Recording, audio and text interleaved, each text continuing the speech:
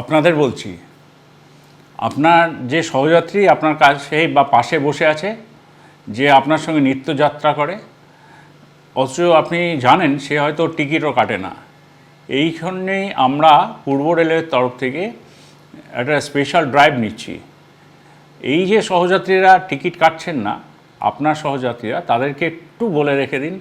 যে যে কোনো দিন যে কোনো মুহূর্তে, যেমন ধরুন তালদি থেকে আমরা হয়তো চাপবো টিকিট চেকিং স্কোয়াড সন্ধ্যে 6টায় বা 7টার সময়, তখন ধরা পড়লে কিন্তু সমাজে মান ইজ্জত একদম ধুয়ে যাবে, খারাপ লাগবে সবারই। বা এটাও হতে পারে আমরা যারা হাওড়া ডিভিশনের যাত্রী তাদের কথাও বলছি, তাদের জন্য আমরা হয়তো আরামবাগে চাপলাম, মানে এমন একটা লোকেশনে চাপবো যেখানে হয়তো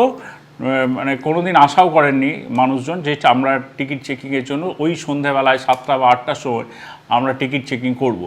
এটা উদ্দেশ্য কিছু নয় যে টিকিট চেকিং করে আমরা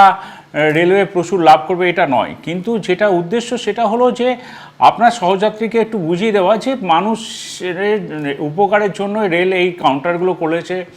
ইউটিএস সিস্টেম করেছে যাতে সহজে টিকিটটা কাটতে পারে। আর বাসের থেকে রেলের ভাড়া অনেক কম,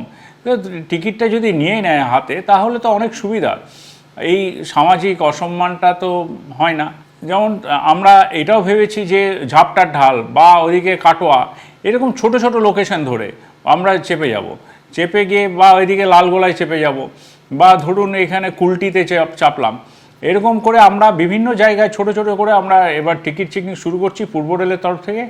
শুধু আপনাদের কাছে এটা বিনীত অনুরোধ, আপনার সহযাত্রী যে টিকিট কাটছে না তাকে টিকিট কাটান, মাত্র 5 থেকে 10 টাকা মাত্র ভাড়া, যেখানে বাসে অন্তত 50 টাকা 70 টাকা 100 টাকাও বাস ভাড়া হয়ে যায় সেই সমদূরত্ব জার্নি করতে গেলে। আবারও বলছি, রেলের কোনো উদ্দেশ্য নেই যে টিকিট চেকিংয়ে থেকে আর্নিংস বাড়ানো, রেলের একটাই উদ্দেশ্য যে সব মানুষই টিকিট কেটে চলুন এবং রেলের সঙ্গে সহযোগিতা করুন। ধন্যবাদ।